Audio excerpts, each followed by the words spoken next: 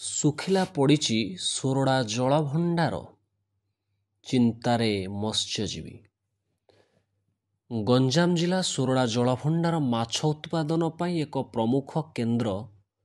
କିନ୍ତୁ ଗତ କିଛି ବର୍ଷ ହେଲା ସୋରଡ଼ା ଘାଇ ଦିନକୁ ଦିନ ସତ୍ତା ହରାଇବାରେ ଲାଗିଛି। ଏହି ଘାଇ ଉପରେ ସୋରଡ଼ାର 300ରୁ ଊର୍ଦ୍ଧ୍ୱ ମତ୍ସ୍ୟଜୀବୀ ପେଟପାଟଣା ପାଇଁ ନିର୍ଭର କରିଥାନ୍ତି।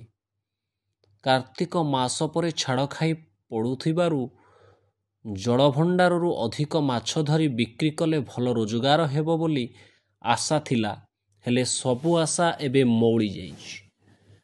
ଗତ ବର୍ଷ ଛାଡ଼ ଖାଇ 2 ଦିନରେ 5000 କିଲୋ ମାଛ ଆଦାୟ ହୋଇଥିବା ବେଳେ ଚଳିତ ବର୍ଷ ମାତ୍ର 150ରୁ 200 କିଲୋଗ୍ରାମ ମଧ୍ୟରେ ମାଛ ଆଦାୟ ହୋଇଛି। ସୋରଡ଼ା ଘାଇ ମାଛର ସ୍ୱତନ୍ତ୍ର ଚାହିଦା ଥିବା ବେଳେ ସକାଳୁ ସକାଳୁ ବହୁ ଲୋକ ଘାଇରେ ସଜ ମାଛ କିଣିବା ପାଇଁ ଅପେକ୍ଷାରେ ଥିଲେ।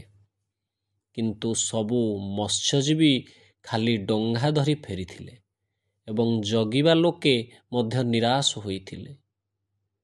ତେବେ ଚଳିତ ବର୍ଷ ଘାଇରେ ପାଣିର ଅଭାବ ଓ ଯାଆଁଳ ଛାଡ଼ିଯିବା କ୍ଷେତ୍ରରେ ଜିଲ୍ଲା ମତ୍ସ୍ୟଜୀବୀ ଅଧିକାରୀ ଓ ସୋରଡ଼ା ବ୍ଲକ ମତ୍ସ୍ୟଜୀବୀ ଅଧିକାରୀଙ୍କ ବ୍ୟାପକ ଅବହେଳା ଯୋଗୁଁ ସୋରଡ଼ା ଘାଇ ଦିନକୁ ଦିନ ସତ୍ତା ହରାଇବା ସହ ମତ୍ସ୍ୟଜୀବୀମାନଙ୍କ ରୋଜଗାର ମଧ୍ୟ ଖାଲି ହେବାରେ ଲାଗିଛି। ପ୍ରମୁଖ କଥା ହେଲା ସୋରଡ଼ା ଜଳସେଚନ ବିଭାଗ ଓ ଜିଲ୍ଲା ମତ୍ସ୍ୟଜୀବୀ ଅଧିକାରୀଙ୍କ ସମୟ ଅଭାବ ଯୋଗୁଁ ସୋରଡ଼ା ଘାଇ ଅନିଶ୍ଚିତତା ଭିତରେ ଗତି କରୁଛି।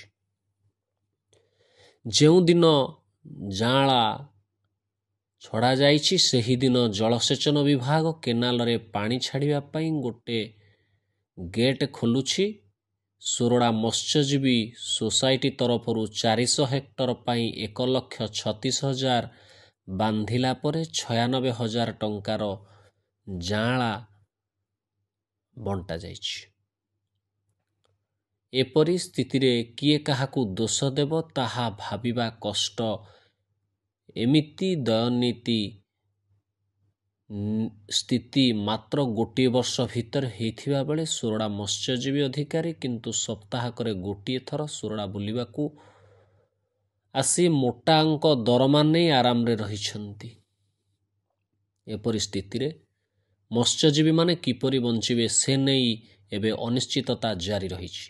800 ହେକ୍ଟର ଜମିରେ ଥିବା ଓଡ଼ିଶାର ସର୍ବପୁରାତନ ଜଳଭଣ୍ଡାର ପ୍ରତିବର୍ଷ ଛାଡ଼ଖାଇ ଓ ପଣା ସଂକ୍ରାନ୍ତି ପରେ 7ରୁ 8 ହଜାର କେଜି ମାଛ ଆଦାୟ କରିବା ପରିବର୍ତ୍ତେ ବର୍ତ୍ତମାନ ମାତ୍ର 150ରୁ 200 କେଜି ଭିତରେ ସୀମିତ ଆଦାୟ ହୋଇ ରହିଛି। ଏକ ରିପୋର୍ଟରୁ ଜଣାପଡ଼ିଛି ଯେ ଗଞ୍ଜାମ ଜିଲ୍ଲାରେ ଦୈନିକ 70 ଟନ୍ ମାଛର ଆବଶ୍ୟକତା ରହୁଥିବା ବେଳେ ଆଦାୟ ମାତ୍ର 30 ଟନ୍ ହେଉଛି।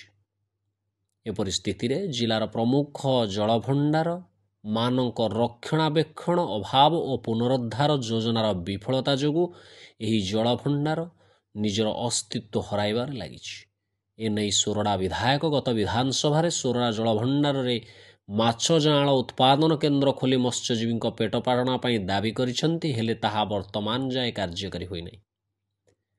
ସୋରଡ଼ା ମତ୍ସ୍ୟଜୀବୀ ଦାମ ବେହେରା, ବୁଲୁ ବେହେରା, ପାଣ୍ଡା ବେହେରାଙ୍କ କହିବା ହେଲା ସରକାର ଯଥାଶୀଘ୍ର ଏଠାରେ ଯାଆଁଳା ଉତ୍ପାଦନ କେନ୍ଦ୍ର ଖୋଲିବା ସହ ଜଳଭଣ୍ଡାରରେ ପାଣି ଗଚ୍ଛିତ କରି ନ ରଖିଲେ ସୋରଡ଼ା ଜଳଭଣ୍ଡାର ଦିନକୁ ଦିନ ନିଜ ଅସ୍ତିତ୍ୱ ହରାଇବା ସହ ଅନେକ ମତ୍ସ୍ୟଜୀବୀ ପରିବାର ମଧ୍ୟ ଭୋକ ଉପାସରେ ରହିବେ।